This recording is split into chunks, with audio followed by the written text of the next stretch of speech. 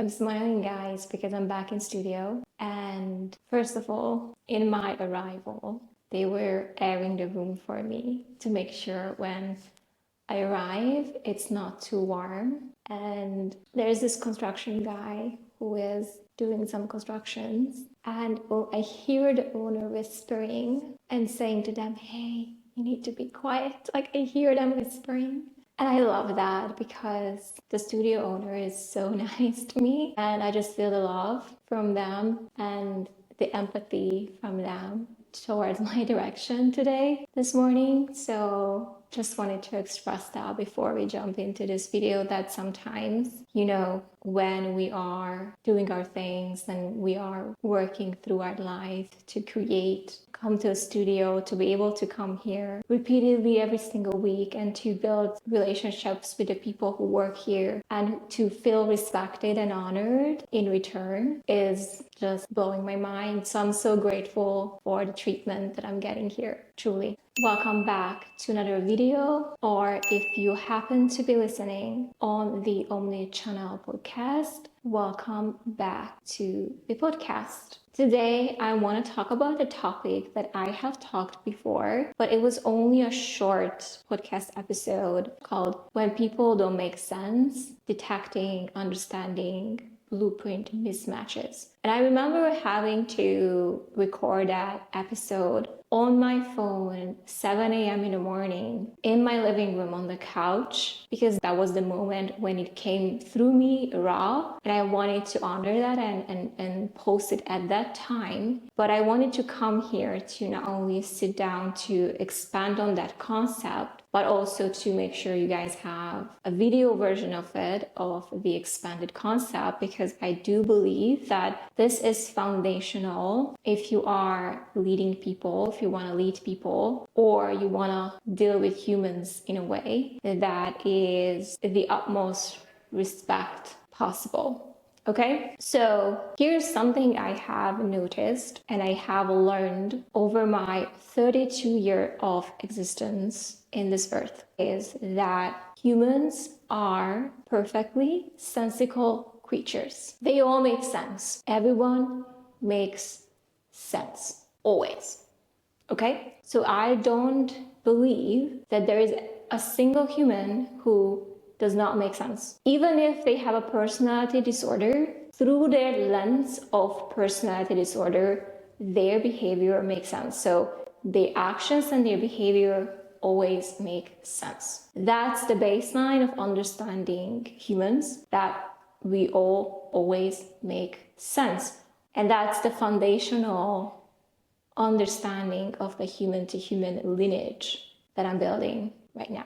And when we think about the baseline of everyone always makes sense, it also preassumes that when people don't make sense to us, it's because we are looking at a wrong blueprint. AKA, we all have our own blueprint of seeing the world, of operating the world, like our own point of reference, our own perception of the world. And whenever our perception, and we are actively using this perception to perceive the world, right? Through my lens, I perceive something. Through my lens, I think that if I was in their shoes, I would have done X, right?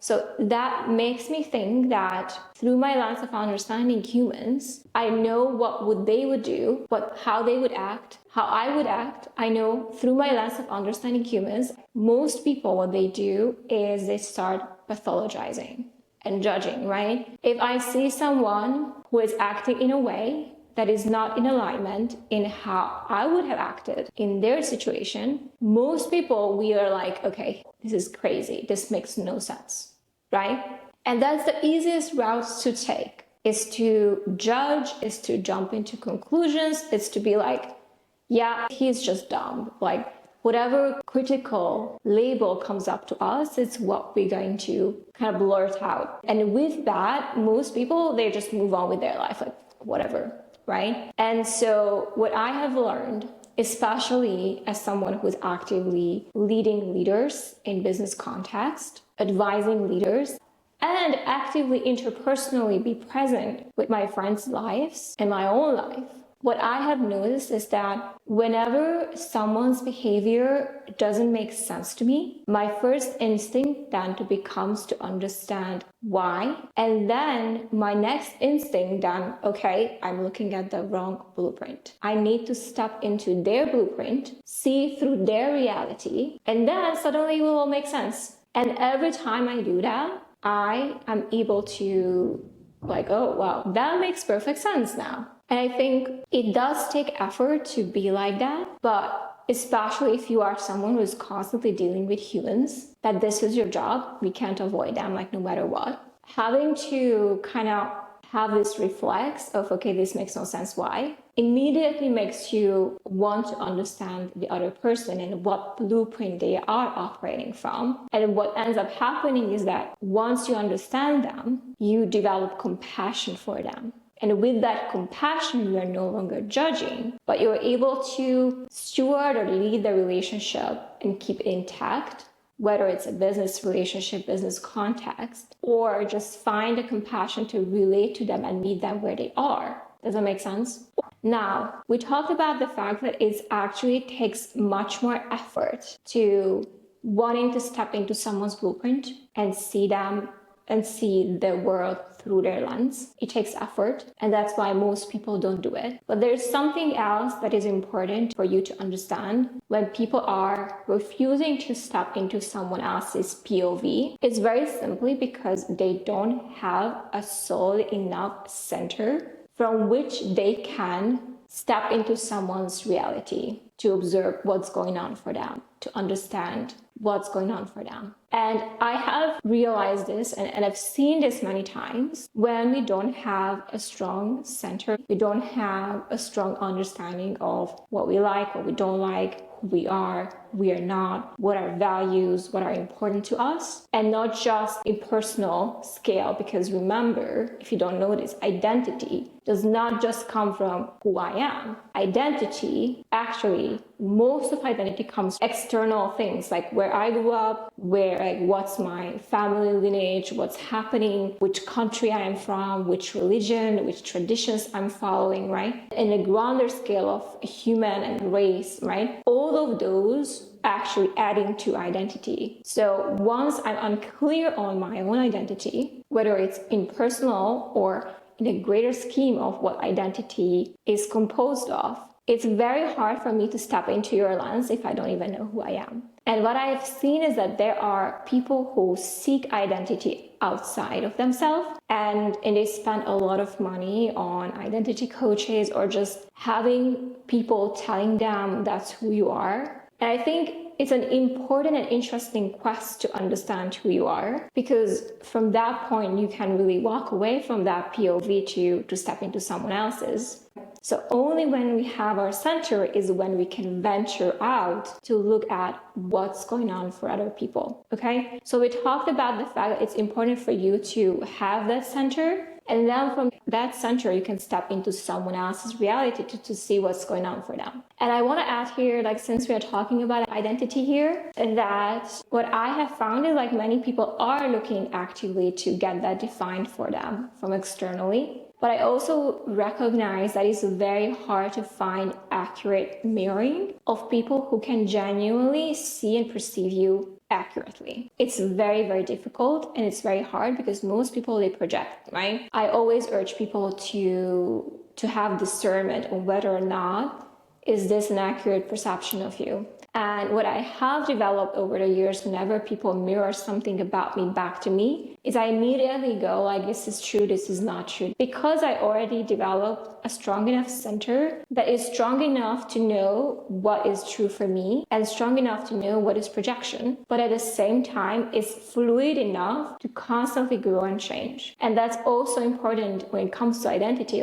Even if some people, they have defined identities, they have rigid identities at the same time. So in order for you to step into someone else's POV, you not only have to know who you are, you also have to have a certain fluidity about who you are, which makes you bend enough and be fluid enough to then eagerly step into someone else's reality to understand what their blueprint Okay, so I know people, they are so solid about who they are that solidity becomes like a confinement chamber. It's a rigid identity from which they cannot venture. Just to recap this part, first, a very important ingredient into stepping into someone else's blueprint so you can understand them and develop compassion so you can meet them where they are, is wanting to take the effort and understanding that when there is a blip in the system and you don't understand someone's behavior because they don't make sense to you, understand that this is not a universal law, that your perception is not universal.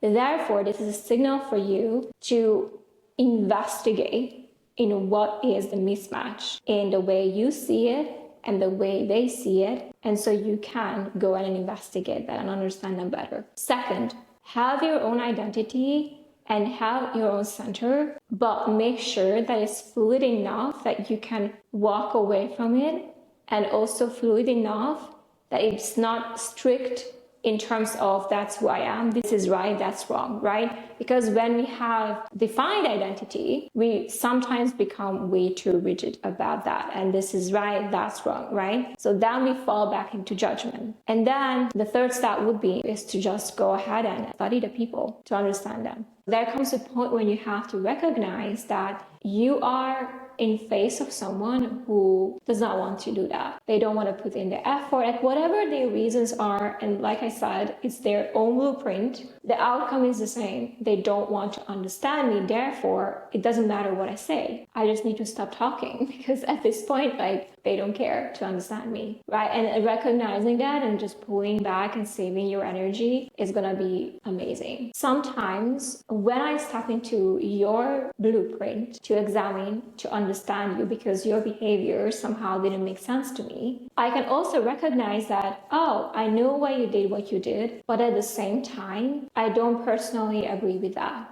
right? So I can still conclude in my investigation that it still would not fly with me. I can still have compassion for you, but I can still discern and be like, okay, with me, that wouldn't work because that's just who I am. But to you, I understand and it makes sense, okay? And there's something I want to bring here as well. And this is in terms of cycles, right? Because if we are on the realms of wanting to understand people, here is something else I have learned, right? So we have the first layer of understanding, which is the blueprint mismatch, right? And we just learned how to intuitively step in to someone else's blueprint and what are the prerequisites of you being able to do that effortlessly. Well, it's not effortless, but what are the prerequisites of you doing that if that's what you want to do? But there's something else I want to add here, and that is all about cycles and needs. So when it comes to people, here is something I have realized.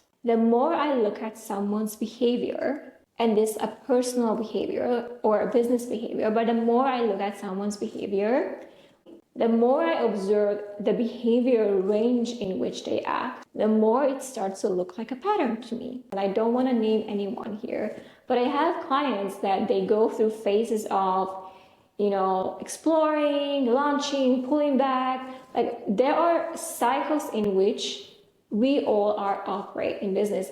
And of course, personally, there are cycles in which we are expanding a little bit more, we are contracting, we are cocooning, we are learning. We are different people, right? And we have different cycles. I happen to observe this in the business because I'm experiencing that and seeing and observing that with the clients I work with, but I also have entrepreneur friends who are also operating in their own cycles. And I want to give you this very specific example. So I have an entrepreneur friend, and I want to give you this example here, and without naming anyone, that it took me a while to understand this person's cycles because once we were becoming friends, so to say, there was such a degree of engagement that started to kind of build up, only then to go radio silence for 3 months, only then to come back to re-engagement, only then to go back to silence. And so what has happened to me is like, first time it happened, I was so like, what the hell is happening? Because there was such an abrupt change in the behavior of this person. But once I recognized and I went to investigate, I understood that this is a part of a cycle. So this person can go into go,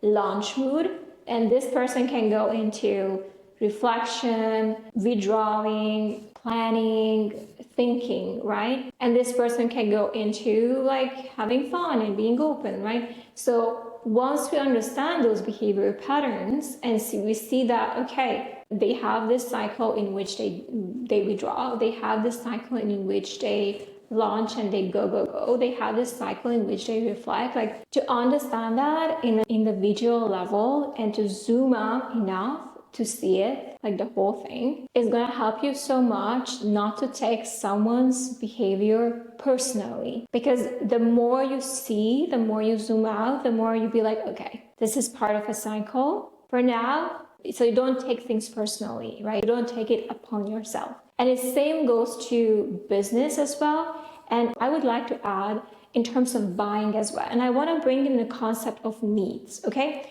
So Marshall B. Rosenberg, the creator of nonviolent communication, his foundational work is the following. We all have needs and desires at all times, right? So this means that when we have certain needs, like all humans have needs, and we want to get those needs met. Either we are aware of what those needs are and we can ask for that to be met in a way that's not pushing anyone, but in a way that's invitational or in a way that people would give us from their heart. But generally, we all have unmet needs that we want to get met. And what I have realized even in business context and buyers' behavior is sometimes they can have a need to buy and they can have a need to just research and they can have a need to just be left alone. And once you understand that individually we go through the cycles of whatever personal cycles everyone has, they all have their own cycles. It's unless you're close to someone else to observe their behavior and to understand what cycle they are in, what you're going to realize that in different cycles they have different needs. Okay? So for example, I recognize this and it happens to me all the time. Whenever I want someone to come to my podcast, they're not in a season of taking speaking opportunities, right? And they might be in a season in which they will. And in that moment, there will be convergence of needs, okay? And that is when they will be met. So when you have a need to have someone on your show, I'm going to give you this example so it makes sense to you. But they have a need to kind of focus on their work or they pull back, they're launching a new book. Your needs are not converging, right? And in that moment, they're likely going to say no to you. But if you find out again later, which has happened to me, I got rejected first and then second time I got accepted, it was because they were in a season of speaking and taking engagements, right? And when I was in a season of taking guests again, and they were in a season of speaking, that we are converging our needs and then we can both meet them. Does that make sense? So when you're looking at a buyer behavior, it could be that right now they don't have a need to buy, right? They don't have a desire and need to buy because they are focusing on something else, but you have a need to sell. You want to sell. And so when you want to sell, but they don't want to buy, what you're going to get is opposing needs. Opposing needs, you're not going to get them met. But if you have a desire to sell and then they have a desire to buy, you guys are meeting each other's needs and it's going to be a transaction there. Does that make sense? So recognizing what is happening in you in terms of business and recognizing that people are moving through cycles in which they are, whatever personal is to them, is also going to help you not take rejections personally, or even to see that there will be a time when this might be relevant for them to be buying from you, right? Because right now they're not in the season, they're not in their cycle of buying. They are in a cycle of research. So recognizing that it's all about, are they ready for me? Am I ready for them? And if I'm ready and they're ready, we're good. If I'm ready, they're not ready, this won't happen now. At least for now. Until they are ready for you and you're ready for them, perfect. So this helps you to kind of understand that, okay, so we have different blueprints that they're operating. So if their behavior does not make sense, it's because they have different blueprints and we have different, can we step into theirs? But also understand that people have different cycles in which they operate, in which they have different needs, right? That's why the way we show up for the people, even if they don't buy right now, even if they are not ready for us, is ultimately going to enhance our chances of actually getting our needs met. The mismatch starts and the friction starts when we are trying to force people on our own timelines, right? I have this need because I need to make money, but you don't have a need to buy, and I'm trying to force you into my timeline. Then it's not a win-win situation, because I might get you, but because I was pushy or coercing you or whatever not clean way I got you to come and become a buyer, I may have got my needs met, but you may have been recognizing that this is not for you actually, and you might gonna drop off the program, or you might want a refund, or you might think and regret your decision. Does that make sense? So there has to be converging needs, there has to be converging cycles, there has to be awareness of that being the case for you to operate in a way that a leader naturally understands that this is the reality. I hope this was helpful for you guys. I know this introduces a lot of concepts that are easier said than done, but what I want you to take away from this video is to seek to understand people. Stop taking things personally. Everyone is doing things for their reasons, and if you take things personally and you think it's personal to you, then you're forgetting to step into their reality, which can be different from yours. And can you let that difference to be for now, and to recognize that it's all about meeting on the same need level for actually business transaction to happen is also very important. But even on a smaller scale, like even on an interpersonal scale, a connection can happen when you both have a need for connecting. And when people come at their needs, and even though we are not in that cycle, it's okay for them because they come with such spacious invitational energy to just be like, you know what, not now, but whenever that changes, I'll let you know. Does that make sense? So in that way, we did put ourselves in their map in the future if this makes sense for them, without ruining everything and trying to push them into our timeline. So becoming spacious and invitational is definitely going to bring that whenever their needs are matching with yours, you are more likely to actually get them met. Does that make sense? So thank you so much for watching and listening to this one. I know this is a long one. Empathy as we know it will come in April. I will be sharing more details about it soon. And the way I'm going to deliver this entire program is through individual stories in which empathy as we know it showed up in leadership. And today's story, this is empathy as we know it through and through, because knowing that you are not on the same blueprint and wanting to understand there is actually empathy at its finest. Thank you so much for watching and listening to this one, and I'll see you guys very soon.